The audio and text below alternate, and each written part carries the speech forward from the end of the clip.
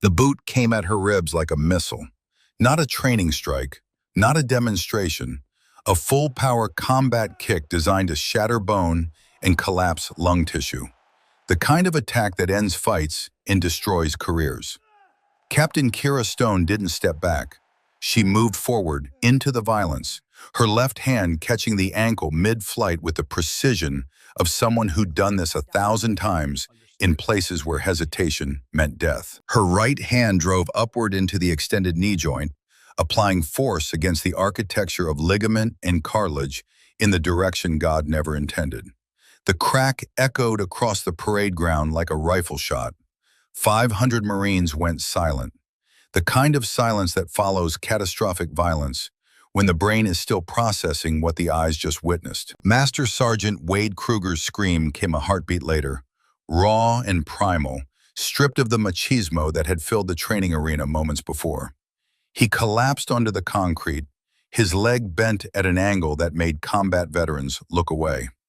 Kira stood over him, her breathing steady, her face calm as winter stone. "Class is in session," she said quietly, her voice carrying across the frozen crowd. Lesson 1. Underestimating your opponent gets you carried off on a stretcher. This is where the story ends. But to understand how we got here, we need to go back. Back 96 hours. Back to when Captain Kira Stone first drove through the gates of Camp Pendleton, California, with no idea she was about to expose the Marine Corps' darkest secret. The heat hit Kira the moment she stepped out of her Jeep. August in Southern California. Dry, relentless. The kind of heat that turns parade grounds into blast furnaces and makes dress blues stick to skin like a second layer. She'd grown up with this heat, trained in it, fought in it. Desert Storm, 1991. She'd been 22 years old. A fresh-faced Marine with something to prove. 13 years later, at 34, she had nothing left to prove to anyone, except, apparently, to the 500 Marines who were about to watch her demonstrate close-quarters combat techniques with a master sergeant who'd made it clear he didn't think women belonged in his corps. Camp Pendleton sprawled before her like a small city.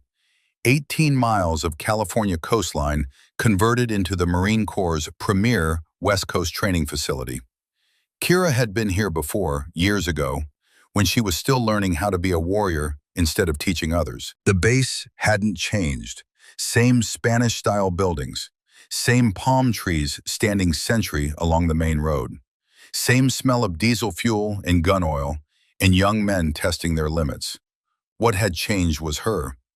Kira Stone wasn't the eager recruit anymore. She was a sniper instructor with 47 confirmed kills during Gulf War operations. She'd earned her place in rooms that didn't want her, on teams that doubted her, in combat zones that tried to break her. She'd survived not because the system supported her, but because she'd learned to be better than the men around her. Faster, smarter, more lethal. The Marine Corps hadn't given her anything. She'd taken it. A young lieutenant approached across the parade ground, his boots striking concrete in perfect rhythm. 28 maybe, clean cut, with a kind of posture that suggested he'd been waiting for her arrival like it was honor guard duty. "Captain Stone?" His salute was crisp, textbook. "Lieutenant Finn Calloway, ma'am. I've been assigned as your liaison during your time here." Kira returned the salute. "At ease, Lieutenant. You can drop the formality. We're not on a parade deck." Calloway's shoulders relaxed fractionally, but his eyes remained sharp. Scottish heritage, Kira guessed, from the bone structure and the hint of red in his dark hair. The kind of Marine who took his job seriously, but hadn't yet learned to separate the institution from the mission. "Ma'am, I need to give you the full picture before we head to the briefing." Calloway lowered his voice, even though they were 50 meters from the nearest soldier. "There's been some talk about you, about a female instructor leading close-quarters combat training." Kira almost smiled. "Let me guess. The talk includes phrases like diversity hire, political correctness, and probably some creative speculation about how I earned my rank." Calloway flushed. "Ma'am, I didn't." "I'm not asking if you said it, Lieutenant. I'm confirming what I already know." Kira started walking toward the command building. and Calloway fell into step beside her. In my experience, there are three types of men in the military when it comes to women in combat roles. Type 1 genuinely doesn't care as long as you can do the job. Type 2 wants to be supportive but can't get past their conditioning. Type 3 sees your presence as a personal insult to their manhood. She glanced at him. Which type dominates this base? Calloway was quiet for several steps, measuring his words. Master Sergeant Wade Kruger is Type 3, ma'am. He's been vocal about his opinions, says women don't belong in direct combat roles, that standards have been lowered, that it's only a matter of time before someone gets killed because we're more concerned with optics than operational readiness. And the men follow his lead. Most of them, ma'am. Kruger's been here 15 years, 4 deployments, Silver Star from the Battle of Nasiriyah 3 months ago. The men respect him. Calloway paused. He volunteered to be your demonstration partner for the training. That made Kira stop walking. She turned to face Calloway fully. He volunteered. Yes, ma'am. And Colonel Rourke approved this. Calloway's silence was answer enough. Kira felt something cold settle in her stomach. Not fear. She'd long ago made peace with fear. Learned to use it as fuel instead of letting it paralyze her. This was recognition, understanding. She was walking into a setup, carefully orchestrated to put her in her place in front of 500 witnesses. Kruger wasn't volunteering to be a partner. He was volunteering to be an opponent. This wasn't going to be a training demonstration. It was going to be a public challenge, a test designed to prove that women couldn't hack it in the real Marines, that all the progress and all the policy changes were just window dressing on a fundamental truth. Combat was a man's world, and women were tourists. Lieutenant Calloway, Kira said quietly, when this goes sideways, and it will, I need you to make sure the medics are standing by. Can you do that? Calloway swallowed hard. Ma'am, maybe we should speak with Colonel Rourke first. If you think there's going to be... The medics, Lieutenant. Have them ready. Yes, ma'am. The training arena was an open concrete pad surrounded by tiered metal bleachers, the kind of space designed for large-scale physical training exercises and battalion formations. As Kira approached, she could see the bleachers already filling with Marines in desert camouflage, a sea of tan and brown that rippled with barely contained energy. The noise level was high, not quite a roar, but definitely louder than standard military discipline normally allowed during an official training event. Someone had let the leash out. Someone wanted this atmosphere. Colonel Garrett Rourke stood near the center of the arena floor, a tall man in his mid-50s with iron gray hair and the ramrod posture of someone who'd spent his entire career in the infantry. Next to him stood Wade Kruger, and Kira sized him up in the 3 seconds it took to cross the final distance. 6'3", maybe 230 pounds, built like a fire hydrant with arms. Tattoos crawled up both forearms, the kind that told stories about deployments and brotherhood and nights that didn't make it into official reports. His stance was wide, his arms crossed, and his expression was the carefully neutral mask of someone who was absolutely certain he was about to win. Captain Stone. Rourke extended his hand, his smile professional but cold. Thank you for making the trip. We're honored to have such a distinguished operator here to share her expertise. Kira shook his hand and heard the subtext clearly.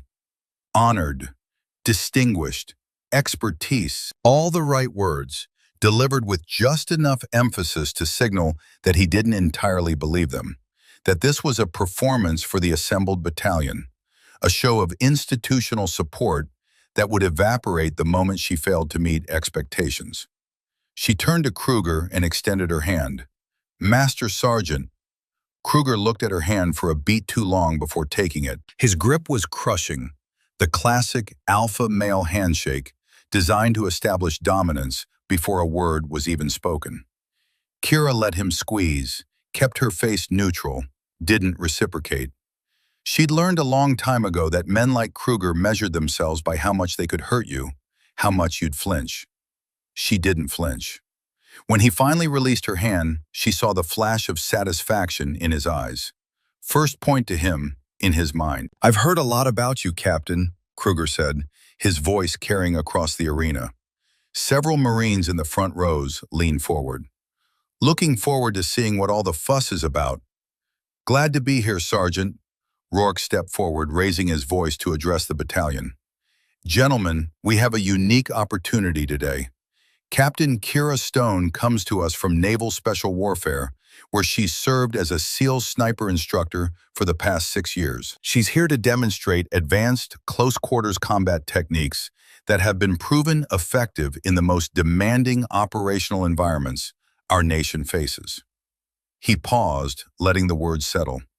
"Master Sergeant Kruger has graciously volunteered to serve as Captain Stone's demonstration partner. I expect all of you to observe with the professionalism this training deserves." Rourke looked at Kira. "Captain, the floor is yours." Kira stepped forward as Rourke retreated to the sidelines. The noise in the bleachers died down to a murmur, but she could feel the skepticism radiating from the assembled Marines like heat from asphalt. She'd prepared remarks, a brief overview of the combat philosophy she'd developed over years of operational experience. But looking at Kruger's stance, at the barely concealed sneers in the front row, she made a snap decision. Words weren't going to change minds here. Only action would. "Thank you, Colonel Rourke." Her voice projected clearly across the arena without shouting, a skill she'd learned from instructors who understood that volume wasn't the same as authority. "I'm going to keep the talking to a minimum today. Master Sergeant Kruger and I are going to demonstrate some techniques, and then we'll open it up for questions and individual practice." She turned to Kruger. "Ready, Sergeant?" "Ready, ma'am." The honorific sounded like an insult the way he said it. Kira moved to the center of the mat, Kruger circling to face her. "First technique," she announced, "is a basic wrist release. Sergeant Kruger is going to grab my right wrist with his right hand, and I'm going to demonstrate the proper leverage point to break the grip." Kruger reached out and grabbed her wrist, but instead of the standard training grip, firm but not aggressive, he clamped down hard, his fingers digging into the pressure points around her radius bone. Kira saw the calculation in his eyes. He was testing her, seeing if she'd complain, if she'd ask him to ease up.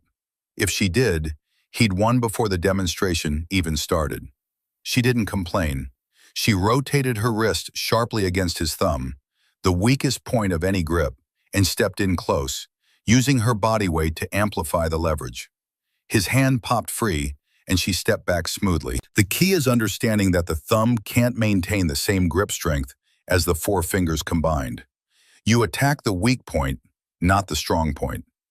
"Again," Kruger said, his voice tight. This time, when he grabbed her wrist, he adjusted his grip, compensating for the thumb weakness. Kira adapted instantly, using a different release that involved striking his forearm with her free hand while twisting free. The technique worked, but Kruger was already moving to grab her again, faster, more aggressive. "Sergeant," Kira said calmly, "this is a demonstration, not sparring." "I'm just making sure the technique works under pressure, ma'am."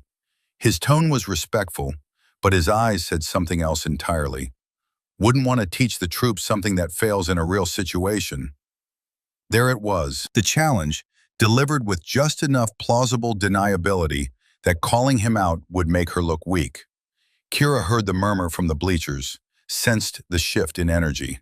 The battalion was leaning forward now, sensing blood in the water. She raised her voice to address the assembled Marines. "What we're going to see now is scenario-based training. Sergeant Kruger is going to attack me using whatever method he chooses, and I'm going to respond with appropriate force. This will demonstrate how these techniques adapt to unpredictable situations." She saw Kruger's smile, quick and vicious. She'd just given him permission to come at her for real, in front of 500 witnesses. In his mind, this was checkmate. He was going to put the female SEAL on her back, hard and fast, and the message would be clear to every Marine watching. Women don't belong here. "Whenever you're ready, Sergeant," Kira said, settling into her stance. Kruger didn't wait. He came in with a double-leg takedown, the classic wrestling move designed to drive an opponent to the ground through overwhelming force and momentum. It was fast, technical, and if it landed would put Kira flat on her back with 230 pounds on top of her. He was betting she didn't have the strength to stop it. He was wrong. Kira sprawled, her hips shooting back as she drove her weight down on top of his shoulders, stuffing the takedown. Her right arm looped over his neck, her left hand grabbed his far wrist, and she spun to his side, using his own forward momentum to drag him past her and face first into the mat. The impact was loud enough to make Marines in the front row wince. Kruger rolled to his feet immediately, and Kira saw the flash of anger replace the confidence. He came again, this time with a jab-cross combination, followed by a low kick aimed at her lead leg. The strikes were real, no pulled punches, and the kick had weight behind it. Kira slipped the punches, let the kick graze her shin, and countered with a palm strike to his solar plexus that stopped him cold. "You're telegraphing," she said conversationally, loud enough for the battalion to hear. "Your shoulder dips before you throw the cross. In a real fight, that gets you killed." Kruger's face flushed red. He reset, and Kira could see him running calculations, trying to figure out how this was happening. He was bigger, stronger, had the reach advantage. By every metric he understood, he should be dominating. But something wasn't computing. "Come on, Sergeant," someone yelled from the bleachers. "Don't let her make you look soft." That did it. Kruger charged, and this time there was no technique, no strategy. It was pure aggression, a bull rush designed to drive her into the ground through sheer mass.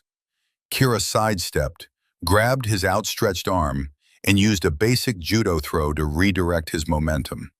Kruger went airborne, hit the mat hard, the impact driving the air from his lungs with an audible whoosh.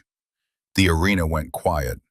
Kruger got to his feet slowly, and Kira could see the shift in his eyes.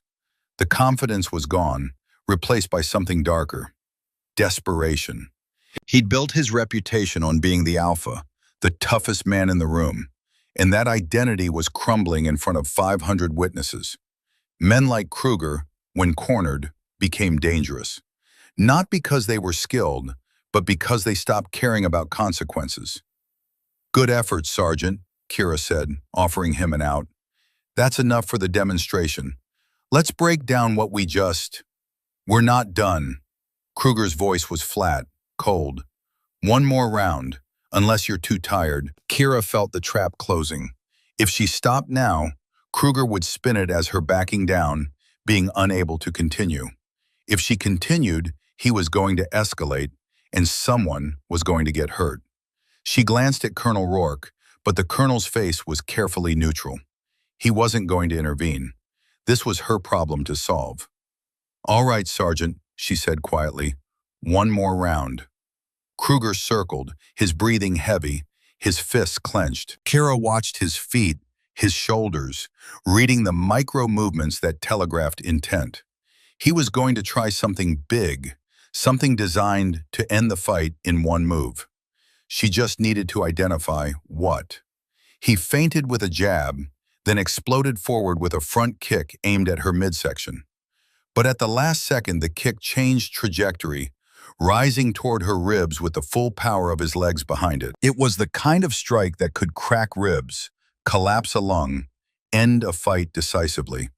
It was also completely illegal for a training demonstration. Kruger's boot launched toward her ribs with brutal intent. Instead of retreating, Kira closed distance. Her training took over, left hand intercepting the ankle, right hand driving upward against the hyperextended knee joint. Leverage. Timing. 230 pounds of momentum turned against itself. The human knee is a masterpiece of engineering when it moves the way it's supposed to. When you force it the wrong way, with leverage and timing and 200 pounds of forward momentum behind it, it fails catastrophically. The crack was like a rifle shot in the sudden silence. Kruger's scream followed a heartbeat later, raw and animal, filled with a kind of pain that transcended ego or pride. He collapsed onto the concrete, his leg bent at an angle that made experienced combat veterans look away, and the sound that came from his throat was something primal, stripped of all the bravado and machismo that had filled the arena minutes before. Kira stood over him, her breathing steady, her expression calm. She released his leg carefully, lowering it to the mat as gently as the situation allowed, and straightened to her full height. 500 Marines stared at her in absolute silence. "Medic!" Kira called, her voice cutting through the shock. "We need a stretcher and immediate transport to base hospital." Two medics sprinted from the sidelines, their training overriding their shock. They knelt beside Kruger, their hands moving with practiced efficiency. One of them, a young woman with specialist insignia, looked up at Kira with wide eyes. "Ma'am, his knee is dislocated and probably fractured. A CL and MCL tears at minimum," Kira finished. "Possible ligament damage to the posterior cruciate. Stabilize it and get him to orthopedic surgery. Tell the surgeon they're looking at reconstructive work." The medics worked quickly, and within 90 seconds they had Kruger immobilized and loaded onto a stretcher. As they carried him past Kira, Kruger's eyes found hers, and she saw something there that wasn't quite hatred and wasn't quite respect. Recognition, maybe. The understanding that he'd made a critical miscalculation and paid the price. Kira turned to face the battalion, her voice carrying across the silent arena. "Lesson 1, she said. Underestimating your opponent gets you carried off on a stretcher. Lesson 2, the techniques I'm here to teach aren't party tricks. They're designed to disable and destroy quickly and efficiently because that's what combat requires." She paused, letting her gaze sweep across the faces staring at her from the bleachers. Young men mostly, some scared now, some angry, some, a few, looking at her with something that might have been respect. "Anyone else want to volunteer for a demonstration?" Nobody moved. "Good." Kira walked to the edge of the mat, picked up her water bottle, and took a long drink. Her hands were steady. Her breathing was controlled. Inside, adrenaline was still coursing through her system, but years of combat operations had taught her how to compartmentalize, how to function under stress without letting it show. "We're going to take a 10-minute break while Sergeant Kruger receives the medical attention he needs. When we resume, we'll start with basic techniques, practice slowly and safely, because that's how professionals train. Clear?" "Yes, ma'am." The response was ragged but unanimous. As the battalion began to file out for the break, Lieutenant Calloway approached, his face pale. "Captain Stone, Jesus Christ, is he going to be okay?" "He'll recover," Kira said flatly. "Might take a year of physical therapy, but he'll walk again. Whether he'll pass the PT requirements to stay active duty is another question." She looked at Calloway directly. "That kick was designed to injure me seriously, Lieutenant. He wasn't playing. Neither was I." "I know, ma'am. Calloway trailed off, struggling for words. "You're wondering if I went too far." Kira screwed the cap back on her water bottle. "You're wondering if I could have stopped him without breaking his knee." "The thought crossed my mind, ma'am." Kira was quiet for a moment, watching the medics load Kruger into an ambulance on the far side of the arena. "Maybe I could have," she admitted. "Maybe I could have swept his leg, put him in a joint lock, ended it without permanent damage. But that would have left room for doubt. He would have told himself, and everyone else, that he was just having an off day. That in a real fight, he could take me." She turned to face Calloway. "The doubt would have festered. The resentment would have grown. And 6 months from now, or a year from now, we'd be back here having the same conversation. Except next time, someone might get killed." Kira started walking toward the exit. "I didn't break his knee because I wanted to, Lieutenant. I broke it because it was the only way to make the point that needs to be made. These men need to understand that gender doesn't determine capability. Skill does. Training does. Respect does." She paused at the doorway. "The message will spread, Lieutenant. By tonight, every Marine on this base will know that the female SEAL instructor broke Master Sergeant Kruger's knee in front of 500 witnesses. Some of them will be angry, some will be impressed, but all of them will know one thing for certain. She's not to be underestimated, and that's the only message that matters. Calloway fell into step beside her as they walked toward the command building. "Captain, do you think Colonel Rourke is going to file a report? Kruger could press charges, claim excessive force." "He could," Kira said, "but he won't, because that would require admitting that he attacked an instructor during a training demonstration with intent to cause serious injury, and that the instructor defended herself successfully. That story doesn't end well for Kruger's career, even if the injury wasn't his fault." She glanced at Calloway. "Pride is a funny thing, Lieutenant. Sometimes it makes men do stupid things, and sometimes it's the only thing that keeps them from doing even stupider things." They reached the command building, and Kira stopped. She could see Colonel Rourke through the windows, standing in his office with two people in civilian clothes. Judge Advocate General officers, most likely. The hammer was about to fall. "Captain Stone," the voice came from behind her, gravelly and familiar. A voice she hadn't heard in 5 years but would recognize anywhere. Kira turned, and there he was. Gunnery Sergeant Declan Maddox, 62 years old, wearing civilian clothes but standing with the posture of a man who'd spent 40 years in uniform. His hair was white now, his face more lined than she remembered, but his eyes were the same, sharp, assessing, missing nothing. "Gunny," Kira said, and couldn't keep the surprise out of her voice. "What are you doing here?" Maddox looked past her at the training arena, where the last of the Marines were filing out. "I heard you were coming to Pendleton. Thought I'd pay my respects to my favorite student." His gaze came back to her. "Saw the demonstration. Nice work on that knee break. Textbook application of force against an attacking joint." "You taught me well, Gunny." "I taught you how to survive," Maddox corrected. "You taught yourself how to win." He nodded toward the command building. "You're going to need that lesson in the next few days, Captain. Because what you just did out there, that wasn't just breaking one man's knee. You just declared war on a system that's been protecting bastards like Kruger for longer than you've been alive." Kira felt ice settle in her stomach. "What are you talking about?" Maddox pulled a manila folder from inside his jacket. "Let's take a walk, Stone.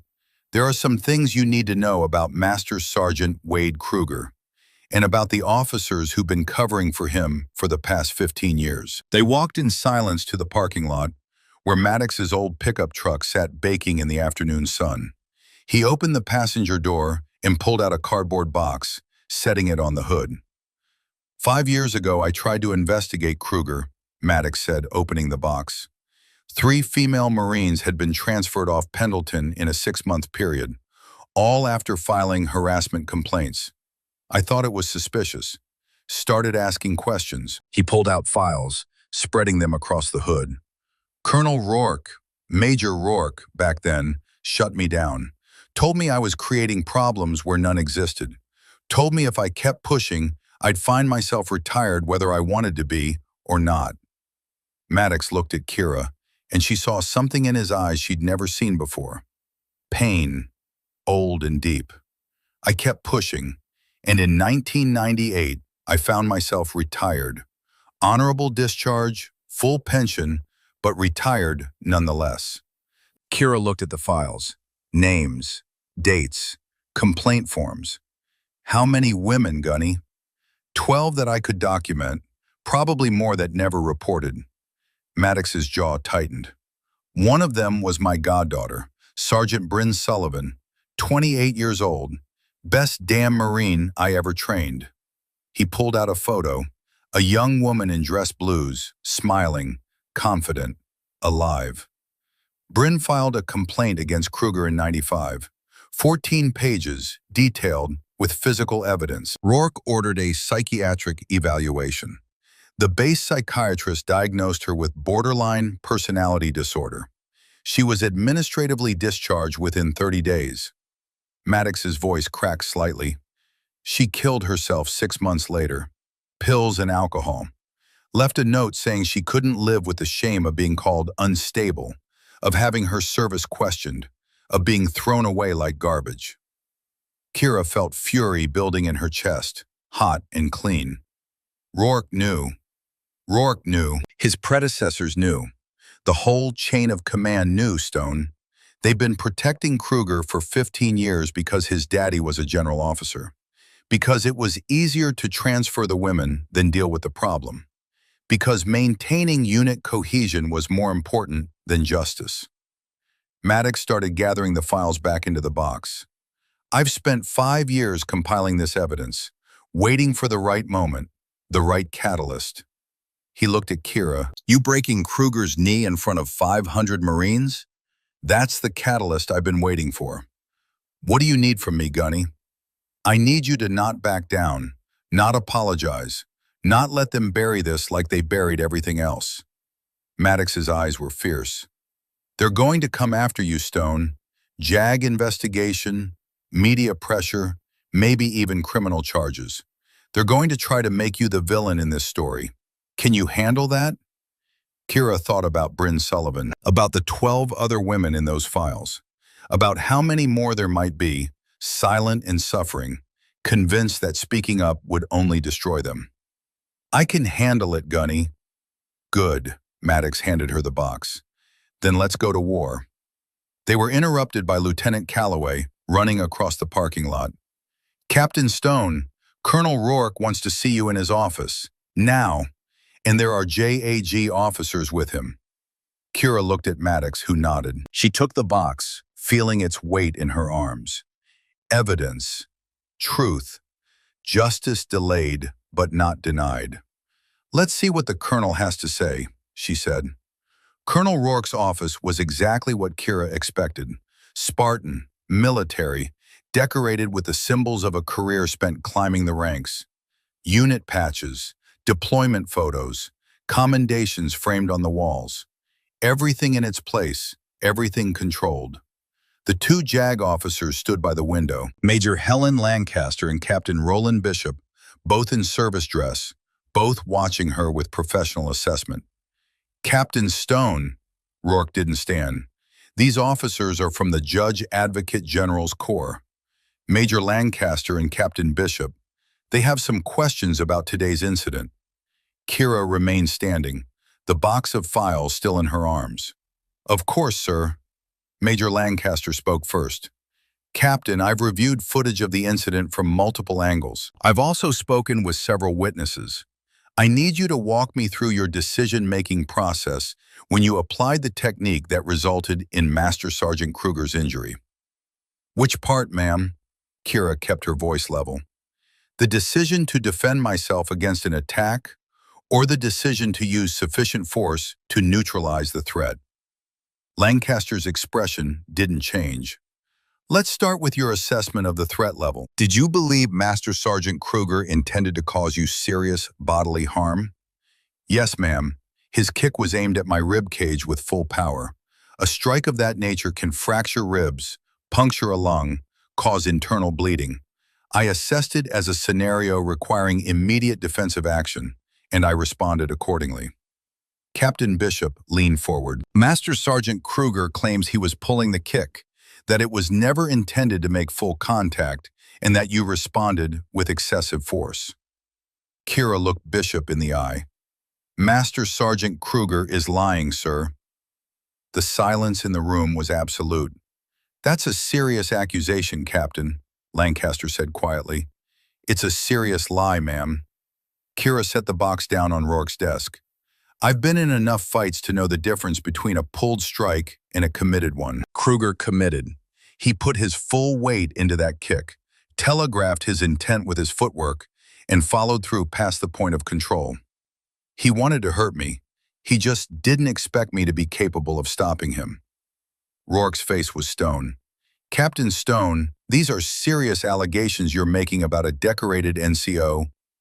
With all due respect, sir, I'm making serious allegations about a serial predator who's been protected by this command for 15 years. Kira tapped the box.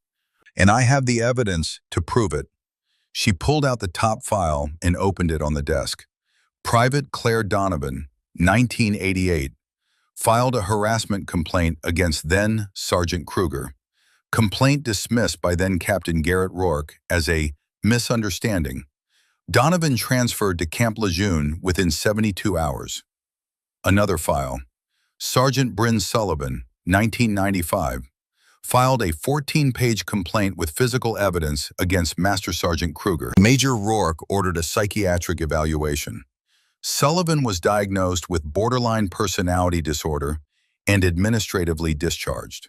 She committed suicide 6 months later. Kira looked directly at Rourke. "Want me to continue, sir? Because I have 10 more just like these." Colonel Rourke stood slowly, his face dark with anger. "Where did you get those files?" "Does it matter, sir? The question is why they were buried instead of investigated." "Captain Stone," Major Lancaster interrupted, her voice sharp, "you're making extremely serious allegations against your commanding officer." "I'm presenting evidence of a systematic cover-up that's been ongoing for 15 years, Kira corrected. Evidence that Master Sergeant Kruger has a documented history of assaulting female Marines. Evidence that Colonel Rourke and his predecessors have consistently buried those complaints to protect Kruger and themselves. She turned back to Rourke. "Sir, you want to investigate me for excessive force? Fine. But I'm going to make damn sure that investigation includes every complaint, every transfer, every woman who was silenced because it was easier than holding Kruger accountable." The office fell silent. Through the windows, Kira could see the sun starting to set over Camp Pendleton, turning the sky orange and gold. Finally, Major Lancaster spoke. "Captain Stone, you're confined to quarters pending further investigation. You're not to speak with media or post on social media about this incident. Violations will be considered insubordination. Is that understood?" "Yes, ma'am." "Colonel Rourke, we're going to need access to personnel files going back to 1988. Every harassment complaint filed at this installation and every decision made regarding those complaints." Rourke's face was ashen. "Major, I don't have the authority to—" "You do now, sir. This is a formal Judge Advocate General investigation into potential misconduct and obstruction of justice. We'll have the necessary authorizations by morning." Lancaster looked at Kira. "Captain, you're dismissed.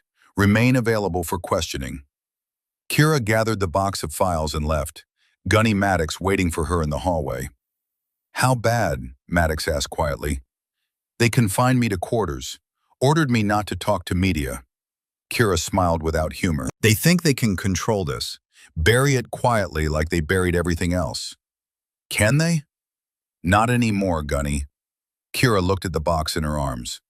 "Not after what we just put on Rourke's desk." Lancaster seemed genuinely shocked. Bishop, too. "I don't think they knew about the history." "What happens now?"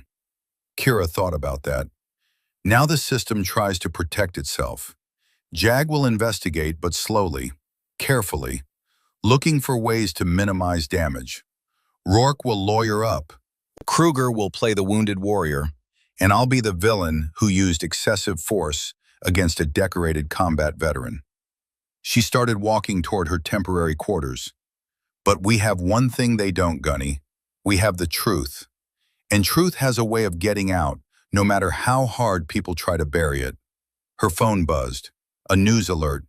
"Female Navy SEAL under investigation after injuring Marine Sergeant during training exercise."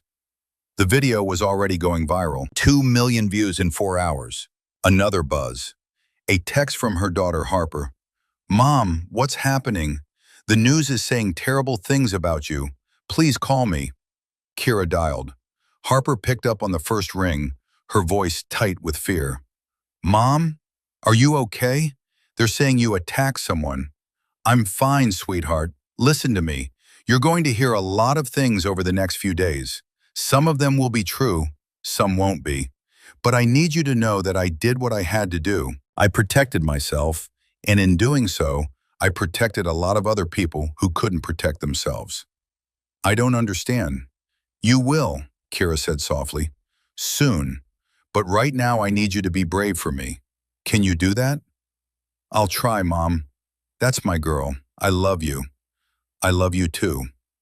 Kira ended the call and stood in the gathering darkness, watching the last light fade from the California sky. Somewhere in a hospital, Wade Kruger was in surgery, his knee being reconstructed, his career effectively over. Somewhere in the command building, Colonel Rourke was making phone calls, trying to manage a crisis that was spiraling beyond his control. And somewhere out there, 12 women were watching the news, seeing their abuser finally face consequences, wondering if it was safe to speak up after years of silence. Gunny Maddox appeared beside her. It's just beginning, Stone. I know, Gunny. They're going to come at you hard. Make this about you, not about Kruger, not about the system that protected him. Let them try. Kira looked at the old warrior beside her, this man who'd lost his goddaughter to a broken system, who'd spent 5 years building a case nobody wanted to hear. We've got the truth, we've got the evidence, and we've got something they don't. What's that? Nothing left to lose. Maddox smiled in the darkness. Then let's make it count. The call came at 0600 hours, pulling Kira from a sleep that hadn't really been sleep. She'd spent most of the night staring at the ceiling of her temporary quarters, replaying the moment Kruger's knee shattered, wondering if she could have done it differently, wondering if she should have. The answer was always the same. No. Captain Stone. The voice on the other end was crisp, female, unfamiliar. This is Corporal Bethany Walsh. I need to speak with you, in person. It's about Master Sergeant Kruger. Kira sat up, instantly alert. Go ahead, Corporal. Not over the phone, ma'am. Can you meet me at the base chapel in 30 minutes? I'm confined to quarters, Corporal. A pause. Please, ma'am, this is important. I'll take responsibility if anyone asks. Something in the woman's voice, desperation mixed with determination, made Kira's decision. 30 minutes. The chapel was empty at this hour, light filtering through stained glass windows and painting the pews in shades of amber and blue. Corporal Bethany Walsh sat in the front row, her blonde hair pulled back in a regulation bun, her hands clasped so tightly her knuckles were white. She stood when Kira entered, came to attention. 26 years old, maybe. Irish heritage written in the bone structure and the pale skin that burned easily under the California sun. At ease, Corporal. Kira sat down beside her. What's this about? Walsh didn't sit. She stood there, rigid, fighting some internal battle. When she finally spoke, the words came fast, tumbling over each other like she was afraid if she stopped, she'd never start again. 3 years ago, Master Sergeant Kruger cornered me in the equipment storage facility, after hours. Said he wanted to discuss my performance evaluations. Walsh's voice cracked slightly. He tried to kiss me. When I pushed him away, he grabbed my wrist, twisted it, told me I was making a mistake, that he could make my career or break it. Kira felt cold fury settle in her chest. Did you report it? I filed an official complaint the next day. Walsh finally sat down, her body collapsing like a puppet with cut strings. My squad leader took the report to his chain of command. 2 days later, Colonel Rourke called me into his office, told me that Master Sergeant Kruger was a decorated NCO with an impeccable record, that I was a young Marine who maybe misunderstood his mentorship style, that if I pursued the complaint, it would damage unit cohesion and probably destroy my career. What did you do? I withdrew the complaint. Walsh looked at her hands. What else could I do? I was 23 years old, a nobody, and Kruger he was untouchable. Corporal Walsh, why are you telling me this now? Walsh raised her head, and Kira saw tears streaming down her face. Because I watched you break his knee yesterday. I watched you stand over him while he screamed. And for the first time in 3 years, I felt like maybe someone was finally going to hold him accountable. She pulled a piece of paper from her pocket. I'm not the only one. There are 6 other women I know about, women who filed complaints, women who were transferred or forced out, or told to keep quiet. We talk sometimes, quietly, wondering if anyone would ever believe us. Kira took the paper. 6 names, 6 stories waiting to be told. Ma'am, I need to know, are you going to fight this? Or are they going to bury you like they buried all of us? Kira thought about Gunny Maddox's files, about Bryn Sullivan, dead at 28, about a system so broken it sacrificed the vulnerable to protect the powerful. I'm going to fight, Corporal, and I'm going to win, but I need you to do something for me. Anything, ma'am. I need you to file another complaint, official, on the record, everything that happened 3 years ago, everything Rourke said to you. Don't leave anything out. Walsh paled. Ma'am, they'll crucify me. They'll try, Kira interrupted, but this time you won't be alone. This time there's a Judge Advocate General investigation already underway. This time the spotlight is too bright for them to hide in the shadows. She put her hand on Walsh's shoulder. Bethany, I know I'm asking you to be brave. I know this could cost you. But if we don't stand up now, if we let them bury this again, how many more women will Kruger hurt? How many more Bryns will we lose? Walsh was quiet for a long moment. Then she straightened, wiped her eyes, and nodded. I'll file the statement today, ma'am. Thank you, Corporal. You're a better Marine than Kruger ever was. After Walsh left, Kira sat alone in the chapel, looking at the 6 names on the paper. 6 lives disrupted, 6 voices silenced. And these were just the ones Walsh knew about. Her phone buzzed. Gunny Maddox. Turn on the news. Now. Kira pulled up CNN on her phone. The headline made her stomach drop. Female Navy SEAL under investigation after violent confrontation with decorated Marine sergeant. The footage played, grainy cell phone video from one of the Marines in the bleachers. The angle was bad, the sound worse, but the image was clear enough.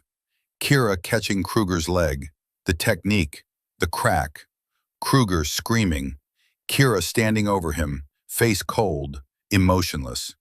Out of context, without understanding what led to that moment, it looked brutal. It looked excessive. The anchor continued. Master Sergeant Wade Kruger, a Silver Star recipient who served with distinction in Iraq, remains hospitalized with severe knee damage. Sources say he may never walk without assistance again.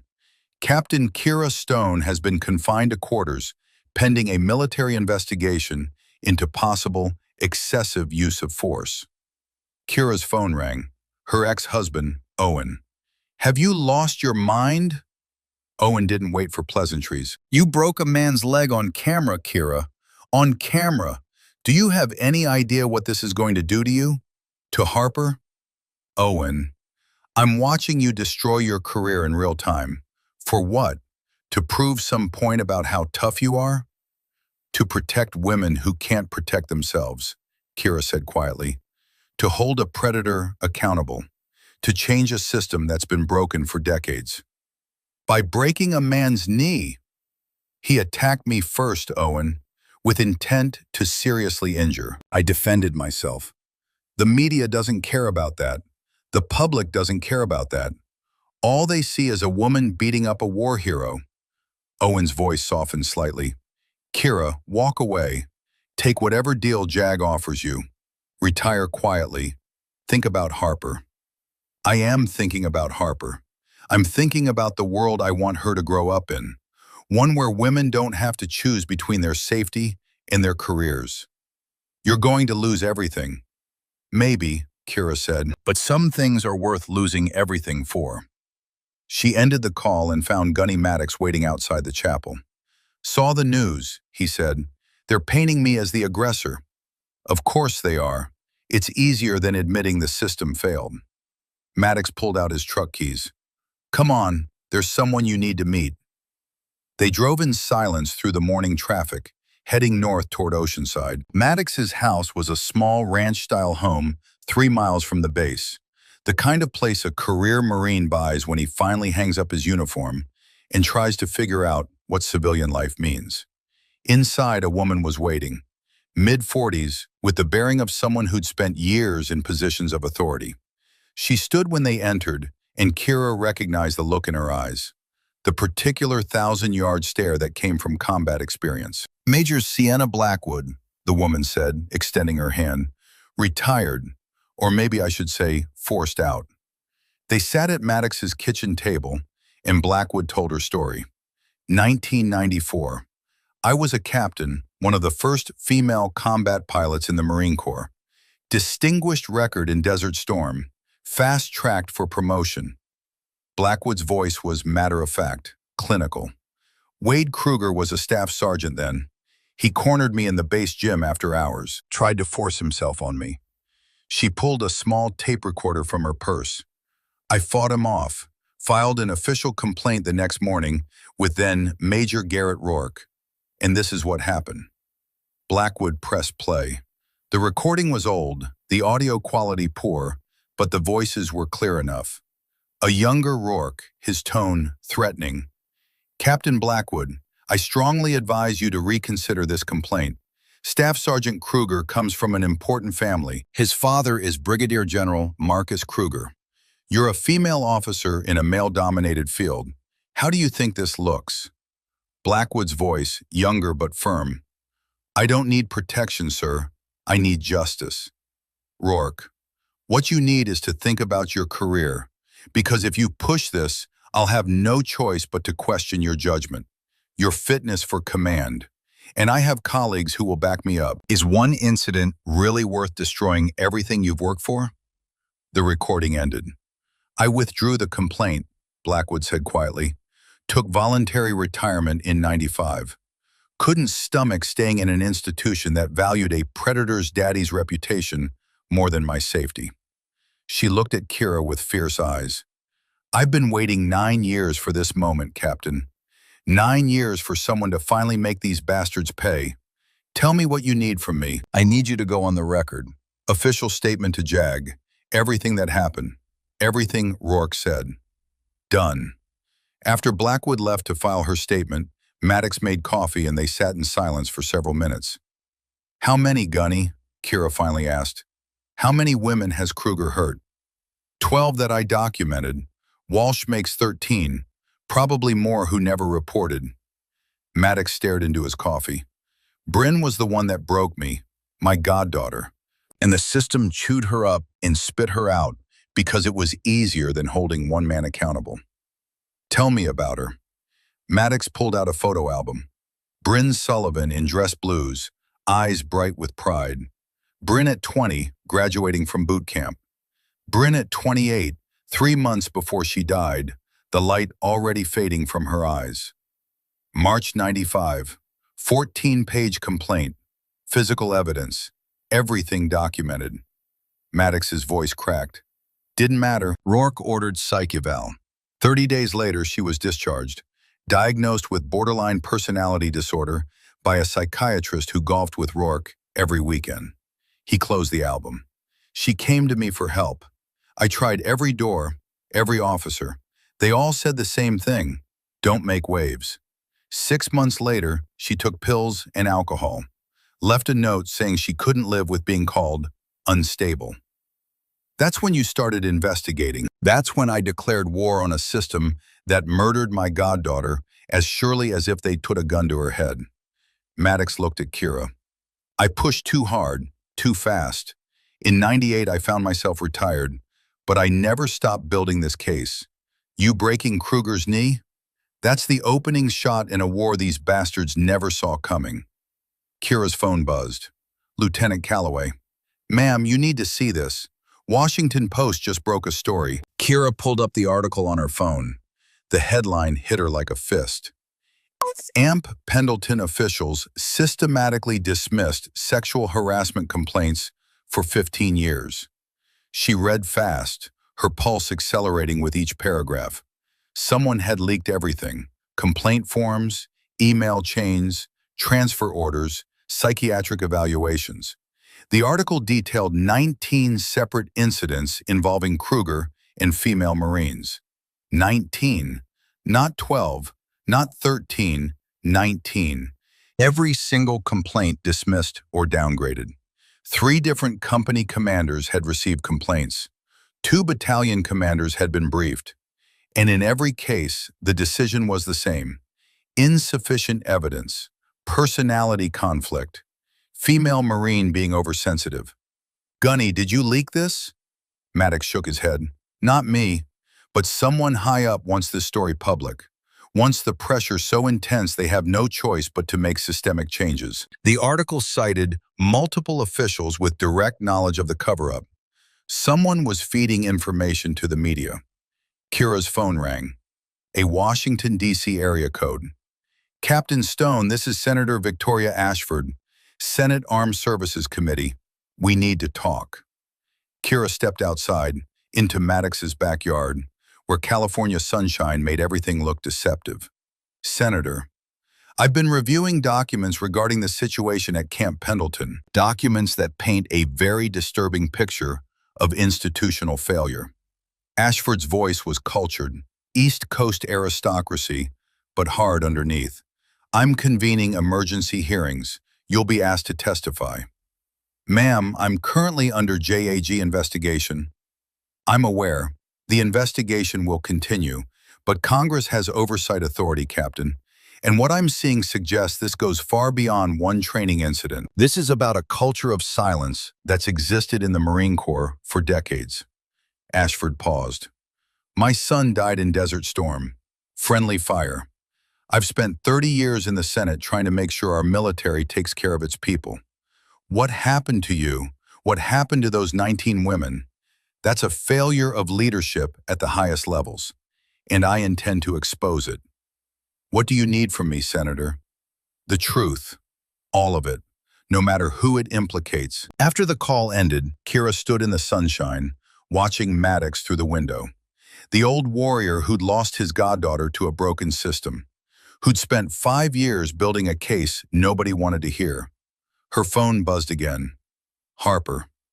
Mom, kids at school are saying horrible things, that you're violent, that you attacked someone. I told them they're wrong, but... Kira called her daughter. Harper picked up immediately. Mom? I need to tell you something, sweetheart, and I need you to really hear me. Okay.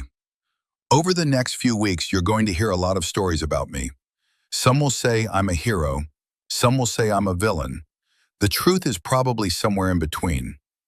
Kira chose her words carefully. But here's what I want you to know. I defended myself against someone who tried to hurt me. And in doing so, I exposed a system that's been hurting women for a very long time. The news says you broke his leg. I did. He kicked at my ribs with full force. I stopped him the only way I could. Harper was quiet for a moment. Were you scared? Terrified, Kira admitted. But being scared doesn't mean you don't act. Sometimes being scared means you have to act, because if you don't, the fear wins. I'm proud of you, Mom. Kira felt her throat tighten. I'm proud of you too, baby. After she hung up, Maddox appeared beside her. The Post article is going nuclear, he said. 3 million shares in 2 hours. Every major news outlet is picking it up. This is the story now. 19 women, Gunny. Where did the other 7 come from? Women who were too scared to come forward before, who saw what happened to you, saw you fight back and win, and decided maybe it was finally safe to speak up. Maddox handed her his phone, an email inbox filling in real time. Subject lines all variations of the same theme. I was one of Kruger's victims. He attacked me in 2001. I need to tell my story. 7 new women. 7 voices that had been silent for years, suddenly finding the courage to speak. They're calling it a reckoning, Maddox said. Social media is exploding. You've become a symbol, whether you wanted to be or not. Kira scrolled through the emails, reading fragments of stories, each one a variation of the same nightmare. Kruger cornering them. Kruger making advances. Kruger using his authority to intimidate and control. And when they reported it, the system protecting him and punishing them. Her phone rang again. Major Lancaster.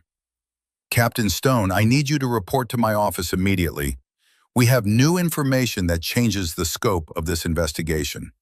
Lancaster's temporary office at Camp Pendleton was Spartan, a borrowed conference room with a folding table and uncomfortable chairs. Captain Bishop stood by the window, and sitting at the table was a woman Kira didn't recognize. Lieutenant Commander Vivian Cross, Naval Criminal Investigative Service. "Captain Stone, sit down." Lancaster's voice was tight. "We've uncovered something that changes everything." Cross slid a document across the table. Top secret classification. A memorandum dated March 1995. From Brigadier General Marcus Kruger, retired, to Major Garrett Rourke. Subject: Sullivan Matter, Command Guidance. Kira read in growing horror. "Major Rourke, suppress Sullivan complaint immediately. My son's career cannot be jeopardized by one unstable female Marine. I don't care what evidence she claims to have. You will order psychiatric evaluation, recommend administrative discharge, and ensure this matter goes no further. This is not a request. This is direct guidance from flag rank. My son has a bright future in the Corps. I will not allow it to be derailed by someone who can't handle the demands of military service. Comply or face consequences to your own advancement. Brigadier General M. Kruger." The room was silent. "Where did you get this?" Kira finally asked. "Anonymous tip to NCIS," Cross said. "Arrived this morning. We verified authenticity. General Kruger's signature matches records. The memo was typed on his personal letterhead." "So Rourke was following orders," Bishop said, "from a flag officer." "Retired flag officer," Lancaster corrected. "General Kruger had no official authority in '95, but he had connections, influence, and he was using both to protect his son." Kira looked at the memo again. "Bryn Sullivan. She was the one who killed herself." "We know," Lancaster said quietly. "This isn't just about Camp Pendleton anymore. This is about a general officer using his position to obstruct justice. About multiple field-grade officers participating in a conspiracy to suppress criminal complaints." Lancaster leaned forward. "Captain Stone, the investigation into your conduct is effectively closed. You acted in lawful self-defense, but we need your cooperation for a much larger investigation." "Into what?" "Into everyone who enabled Wade Kruger, everyone who buried complaints, everyone who transferred victims instead of prosecuting the perpetrator." Lancaster's eyes were hard. "We need you to testify, publicly, at the congressional hearings, against my commanding officer, against anyone who violated their oath to protect the Marines under their command." Lancaster paused. "I'm not going to lie to you, Captain. This is going to make you enemies, powerful ones. Your career will never be the same." Kira thought about Bryn Sullivan, about 19 women whose complaints were dismissed. "I'll testify," she said, "whatever you need."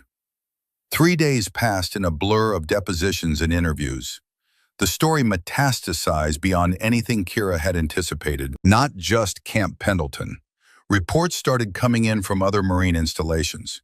Camp Lejeune, Paris Island, Quantico.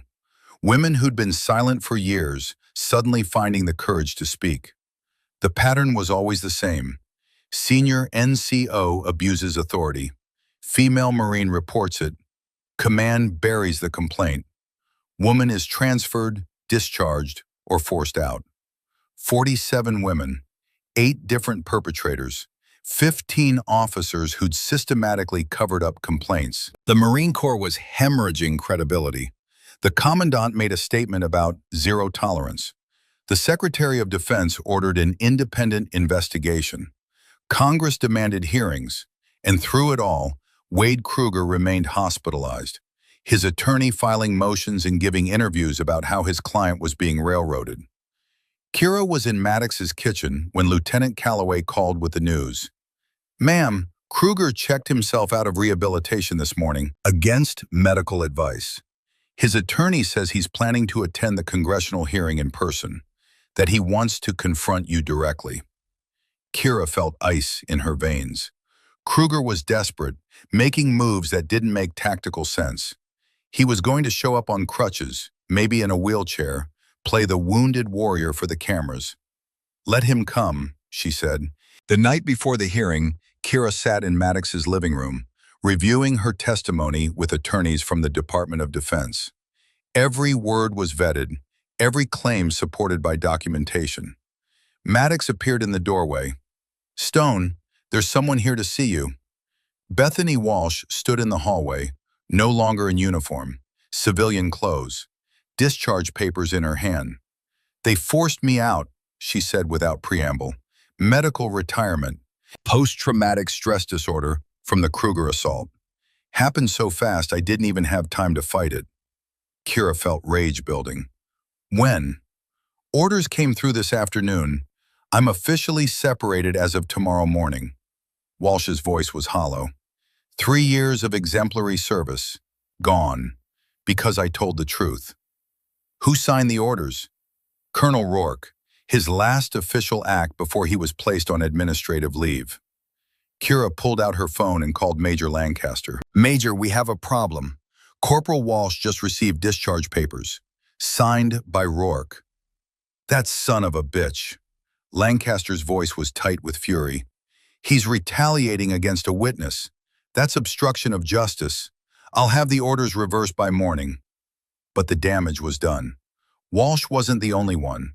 2 other women who'd filed statements received threatening letters that night. Anonymous, graphic, detailed threats about what would happen if they testified. Someone was trying to intimidate witnesses. Maddox and Kira worked through the night, tracing the leak. Email logs, access records, security footage. A forwarded email from Colonel Rourke's office to an external address. Sent the day after the JAG investigation began.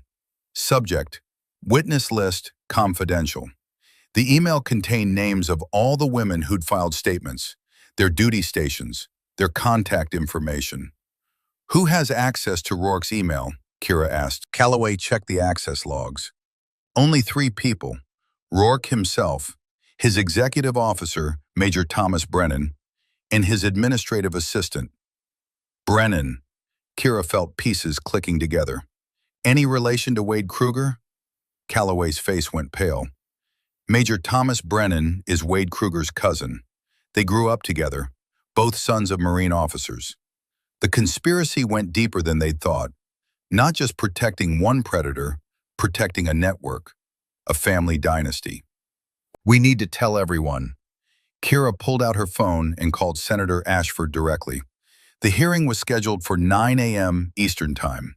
Kira arrived at the Capitol building at dawn, the marble steps already crowded with media, protesters, supporters.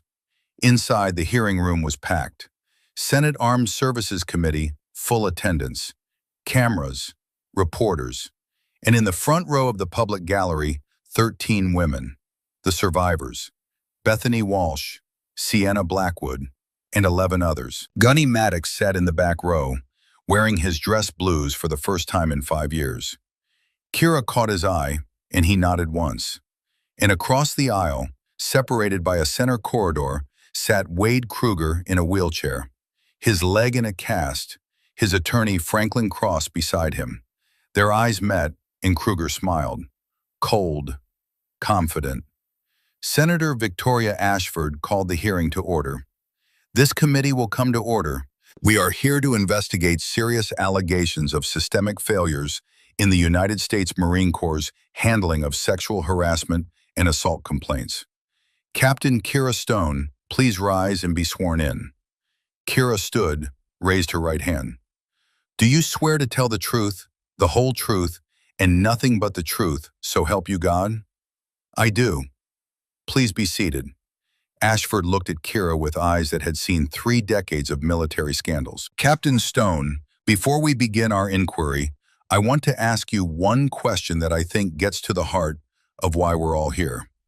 The room went silent. "In your 13 years of military service, have you ever regretted being a woman in combat?" Kira thought about every door that had been closed to her, every team that doubted her, every room that didn't want her. "Not once, Senator," she said, her voice clear and strong. Not for a single second, and I never will. The gallery erupted in applause. Ashford banged her gavel, but she was smiling. Then let's proceed. Kira's voice carried across the hearing room with the precision of someone who'd spent years briefing combat operations. No emotion, no theatrics, just facts. I arrived at Camp Pendleton on August 11, 2003, to conduct advanced close-quarters combat training for 500 Marines. Master Sergeant Wade Kruger volunteered to be my demonstration partner. During the session, he escalated from cooperative training to aggressive confrontation. She paused, making eye contact with each senator. His final attack was a full-power kick aimed at my ribcage, delivered with clear intent to cause serious injury. I defended myself using a technique designed to neutralize the threat. That technique resulted in damage to his knee joint. Representative Marcus Thornton from Alabama leaned forward. Captain Stone, you're a highly trained special operator. Are you telling this committee that breaking a man's leg was the only option available to you? I'm telling this committee, Congressman, that when someone attacks you with lethal force, you respond with whatever force is necessary to stop the threat immediately. That's what I was trained to do in combat. That's what I did at Camp Pendleton. Lethal force. Thornton seized on the words. You're characterizing a training exercise as a lethal force scenario. I'm characterizing a 230-pound man throwing a full-power kick at my rib cage as a lethal force scenario, sir. The location doesn't change the physics. A kick of that magnitude can fracture ribs, puncture a lung, cause internal hemorrhaging. Franklin Cross, Kruger's attorney, stood up. Mr. Chairman, if I may interject, my client has a very different recollection of these events. Senator Ashford nodded. Master Sergeant Kruger, you're recognized. Kruger wheeled himself forward slightly, his face arranged in wounded dignity. He looked smaller somehow, diminished by the wheelchair in the cast. Mr. Chairman, members of the committee, Kruger began, I want to state clearly that I never intended to harm Captain Stone. The kick she's referring to was a controlled demonstration strike, pulled at the last moment. I've executed that same technique hundreds of times in training without incident. He paused. What happened was that Captain Stone overreacted, applying excessive force to what was meant to be a teaching moment. You're lying. The words cut through the room. Every head turned to Kira. The chamber erupted, Ashford's gavel banging repeatedly. Order! Captain Stone, you will refrain from outbursts or you will be held in contempt of Congress. With respect, Senator, I'm stating a fact. Kira pulled a tablet from her briefcase. Master Sergeant Kruger is lying under oath, and I can prove it. She tapped the screen, and video began playing on monitors throughout the hearing room. Multiple angles, synchronized, cell phone footage, security camera footage, each showing the same sequence. This footage shows Master Sergeant Kruger's strike was fully committed, not pulled. You can see his hip rotation, complete follow-through. His supporting leg, fully extended for maximum power transfer. His facial expression focused on impact, not on controlling the strike. Kira advanced the video frame by frame. I have expert analysis from 3 senior combat instructors who reviewed this footage. All 3 confirm that Kruger's technique shows full commitment and intent to make contact with maximum force. Cross's face went pale. Mr. Chairman, this is the first we're hearing of any such evidence. That's because it was compiled by the Department of Defense Inspector General's office, Major Lancaster said, standing from the gallery, and it's now being entered into the congressional record as Exhibits A through J. Senator Ashford scanned the documents. Her expression darkened with each page. Master Sergeant Kruger, did you or did you not tell multiple Marines before the demonstration that you intended to put the female SEAL in her place? Kruger's jaw worked. I may have made some offhand comments. Yes or no, Sergeant? Cross grabbed Kruger's shoulder. Don't answer that. I'm advising my client to invoke his Fifth Amendment rights. But Kruger shook off his lawyer's hand. The rage that had been building behind his facade finally broke through. Yes, I said it, but it was taken out of context. She came onto my base, acting like she was better than men who bled for this corps. While you earned yours through assaulting women under your command? Representative Sarah Kimball's voice cut like ice. Sergeant Kruger, are you aware that this committee has received sworn testimony from 19 women detailing your pattern of sexual harassment and assault spanning 15 years? The room went silent. Every camera focused on Kruger's face. Those complaints were investigated and dismissed, he said, but his voice lacked conviction. They were buried, Kimball corrected, holding up papers. 19 official complaints filed between 1988 and 2003.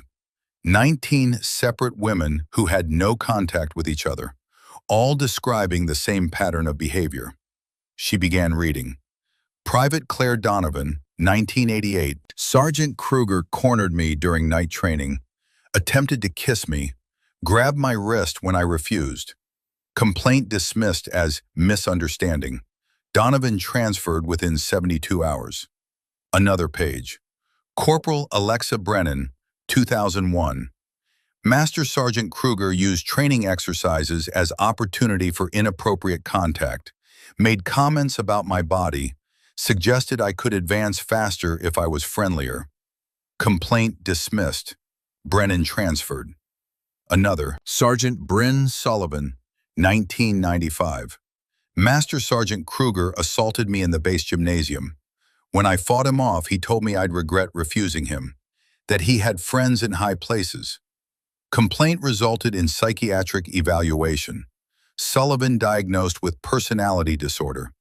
Administratively discharged. Committed suicide 6 months later. Kimball's voice cracked on the last sentence. She looked directly at Kruger. Explain these, Sergeant. Explain how 19 different women, over 15 years, all independently came to the same false conclusions about your behavior. Kruger stared at his hands, his shoulders slumping. When he spoke, his voice was barely audible. I didn't think I was doing anything wrong. It was just how things were done. The other guys did it too. Nobody ever said it was a problem. Nobody said it was a problem because the women who tried to report you were silenced. Kira's voice was quiet but carried. Because the system protected you and punished them. Because for 15 years, you operated in an environment that enabled your behavior and made it impossible for your victims to get justice.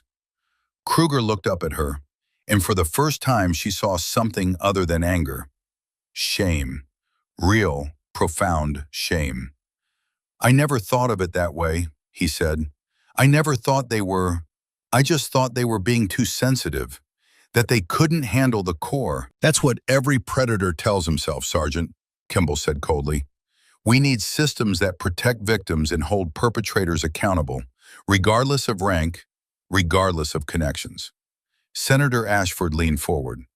Sergeant Kruger, I'm going to ask you a direct question. How many women did you assault during your 18 years of service? Kruger was silent for a long moment. Cross was whispering urgently in his ear, but Kruger wasn't listening anymore. I don't know, he finally said. Maybe 8 or 9 that I remember clearly. Sergeant, we have testimony from 19 women. Then I lost count. His voice was hollow. I lost count of how many lives I damaged, how many careers I destroyed. The hearing room was absolutely silent. Christ, Kruger whispered, what have I done? Ashford let the moment hang, then turned to the next witness.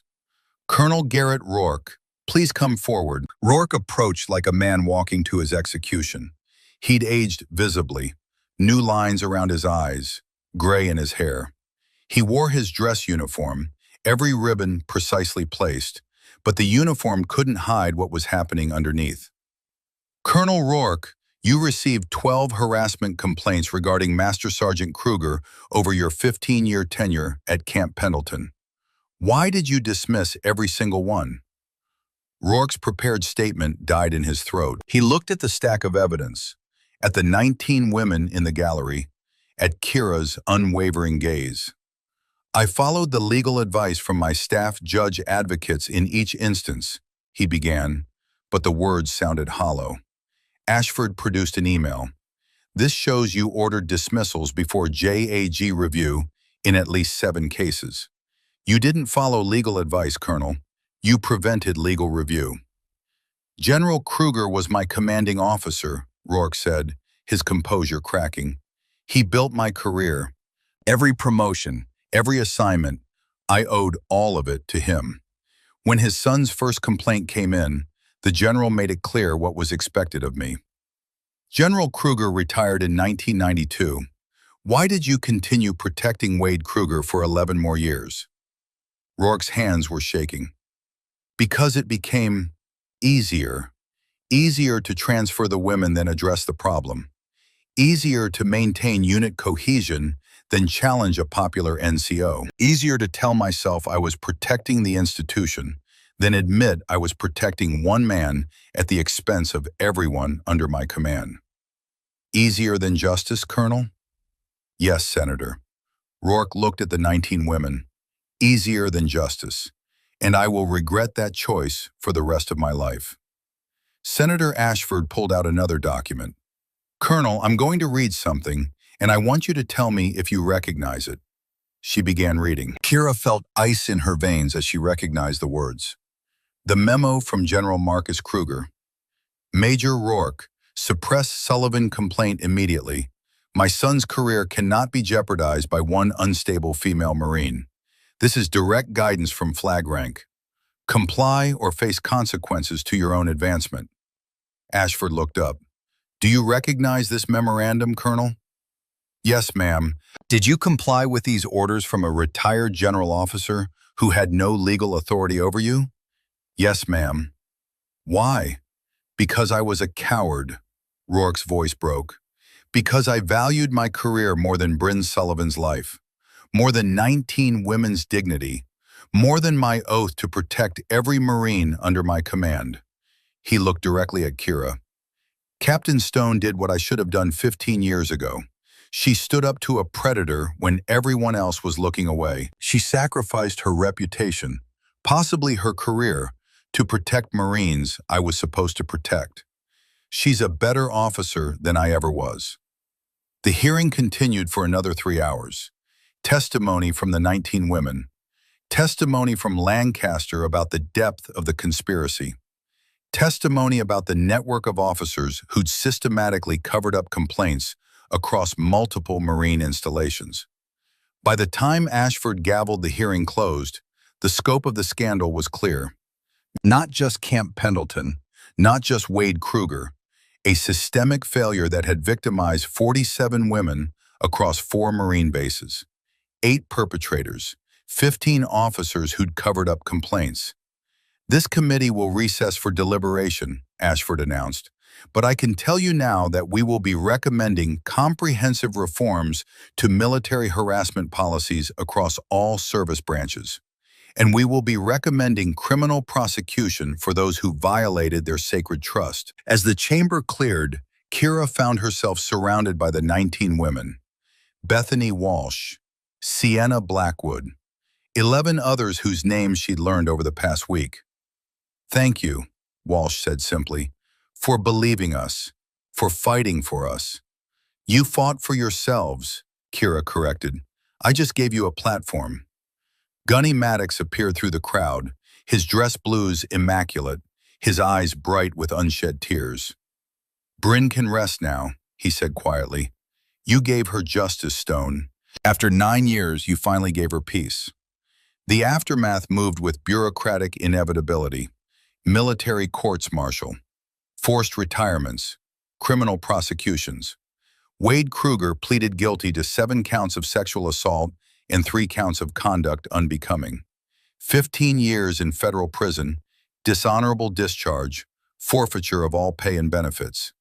His father, Brigadier General Marcus Kruger, faced federal obstruction of justice charges. At 71 years old, he died of a heart attack 3 weeks before his trial. Colonel Garrett Rourke was court-martialed and convicted. 8 years in military prison, reduction in rank to private, loss of pension. The 4 other officers who'd systematically buried complaints received lesser sentences, but all were discharged. The 15 officers who'd enabled the conspiracy were forced into retirement, their pensions intact, but their legacies destroyed. And through it all, the Marine Corps bled. Recruitment down, retention down, public trust shattered. But it was also changing. 6 months after the hearing, on a cold February morning in 2004, Captain Kira Stone stood in a conference room at Marine Corps Base Quantico, Virginia. The promotion ceremony was small, just close friends and family. But when the Admiral pinned the gold oak leaves of a major on her uniform, Kira felt the weight of everything that had led to this moment. Her daughter Harper stood in the front row, 17 years old now, wearing pride and determination that Kira recognized from her own reflection. After the ceremony, they walked together through Quantico's tree-lined paths, winter sun painting everything in shades of gold. "Mom, they're saying you changed everything." "Things are changing, sweetheart. Different is still a long way off." Kira pulled her jacket tighter against the cold. "But change is a start." "Are you scared? About the new assignment? About all the people who still hate what you did?" Kira thought about that. Major, Marine Corps Training and Education Command, tasked with rewriting harassment protocols across all Marine installations. "I'm not scared of them," she said. "I'm scared of failing the women who trusted me, of not being able to deliver on the promise that things will be better." That's a heavy weight to carry, but I'm going to carry it anyway. Kira looked at her daughter. When you see something wrong, when you have the power to change it, staying silent makes you complicit. I couldn't live with that. Harper was quiet for a moment, then softly, "Mom, I've made a decision. I want to apply to the Naval Academy. I want to become a Marine officer." Kira stopped walking. "Why?" "Because you showed me the Corps is worth fighting for, worth fixing." Harper met her mother's eyes. "I want to be part of that." Kira felt her throat tighten. "It's going to be hard, Harper. Harder for you than it was for me, in some ways. You'll always be the daughter of that woman who broke Kruger's knee. Some will respect you for it. Others will make you pay for it." "I know. But you taught me that being scared doesn't mean you don't act. It means you have to act, because if you don't, the fear wins." Gunny Maddox had 4 more years after that. 4 years watching Kira build the systems Bryn never got to see. 4 years of monthly visits to Arlington, white roses on a grave that finally had justice. April 2008, the call came at dawn. Maddox had died peacefully in his sleep, 72 years old. His funeral was full military honors, flag-draped coffin, 21-gun salute, taps played by a young Marine. Kira stood at attention in her dress blues, watching them lower the warrior who'd made everything possible into the ground. His attorney handed her a letter afterward. She opened it that evening, alone in her quarters. "Kira, if you're reading this, I'm finally at rest, and I hope to God I'm with Bryn, telling her about everything you accomplished. You asked me once why I kept fighting after they forced me out. The truth is, I couldn't let go. Couldn't accept that Bryn died for nothing. But you changed that. You turned her death into meaning. You gave 19 women justice. You changed a system that seemed unchangeable.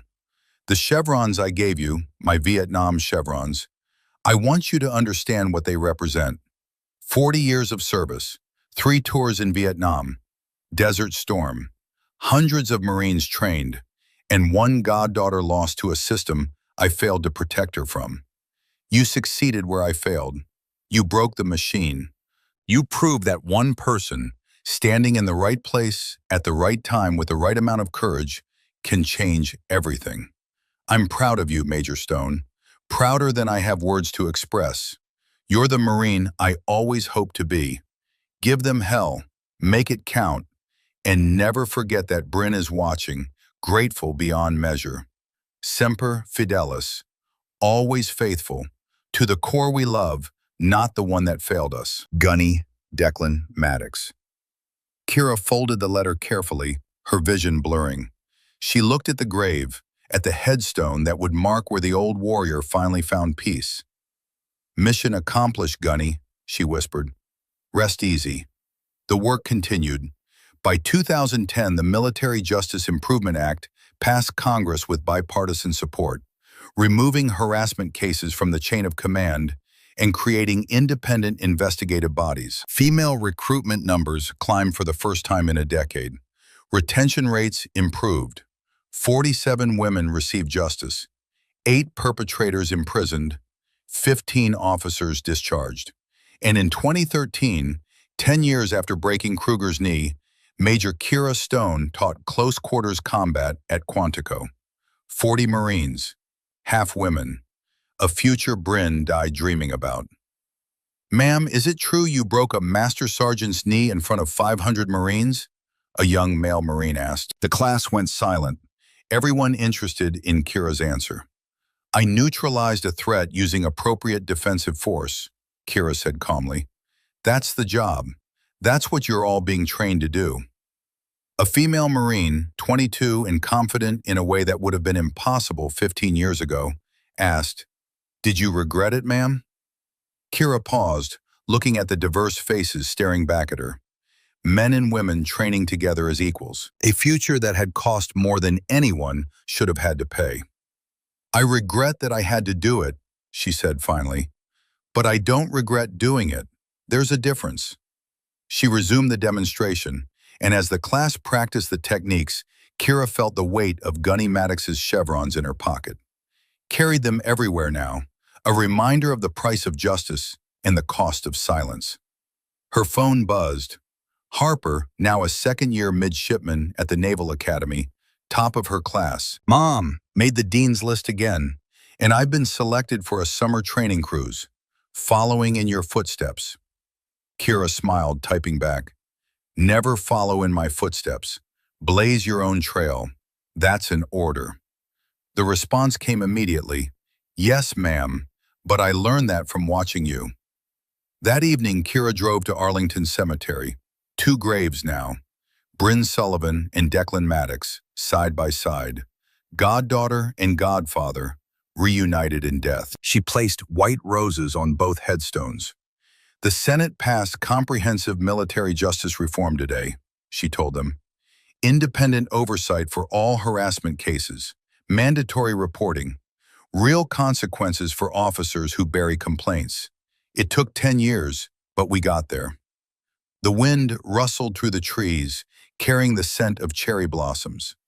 47 women received justice. 8 perpetrators are in prison. 15 officers were discharged. Female recruitment is up 65%. The culture is changing, slowly but undeniably. She touched Bryn's headstone. "You didn't die for nothing. Your death became the catalyst that changed everything." Then Maddox's headstone. "You fought for 9 years to give her justice. You can rest now, Gunny. The mission is complete." Kira stood at attention and saluted both graves, held it for a long moment, then lowered her hand. As she walked back to her car, her mind drifted to all the women who'd found their voices because she'd found hers. To Harper and her generation, who would serve in a military finally learning to protect all its warriors. To the future Bryn Sullivan and Declan Maddox had died fighting for. The work wasn't finished. It would never be finished. There would always be new battles, new challenges, new systems to reform. But the foundation had been laid. The precedent set. The message delivered. No one is untouchable. No one is above justice. And silence is no longer an option. Kira drove through Arlington's gates, past the endless rows of white headstones marking the cost of service and sacrifice. The sun was setting, painting the marble monuments in shades of gold and amber. Her phone rang. Senator Ashford. "Major Stone, I wanted to inform you personally. The President is nominating you for promotion to Lieutenant Colonel, and the Secretary of Defense wants you to testify at next month's hearing on the Military Justice Reform Act." Of course, Senator. Whatever's needed. After the call ended, Kira sat in the parking lot, watching the last light fade from the sky. She thought about the boot flying at her ribs, about the crack of Kruger's knees shattering, about 19 women finding their voices, about Bryn Sullivan's grave and Gunny Maddox's letter, about Harper blazing her own trail through the Naval Academy, about all the daughters who would serve because one woman refused to back down. She pulled out Gunny Maddox's letter, read the final lines one more time. "You're the Marine I always hoped to be. Give them hell. Make it count. Semper Fidelis. Always faithful. To the corps we love, not the one that failed us." Kira folded the letter carefully and placed it back in her pocket, next to the Vietnam-era gunnery sergeant chevrons. Then she started her car and drove toward Quantico, toward the office where case files waited for her attention, toward the future where her daughter would serve, toward the legacy she and Gunny Maddox and Bryn Sullivan had built together. The breaking point hadn't been when Kruger's knee shattered. It had been when a system chose silence over justice, convenience over courage, tradition over truth. Kira hadn't just broken one man's knee that August day in 2003. She'd broken a conspiracy of silence, 20 years old. She'd broken the code that protected predators and punished victims. She'd broken the illusion that rank and connections placed anyone above accountability. And in breaking those things, she'd helped build something better, something worthy of the oath every Marine swore, something that honored the sacrifice of those who'd paid the ultimate price. Semper Fidelis, always faithful, to the core, to truth, to justice, to every warrior who deserved better. The mission continued.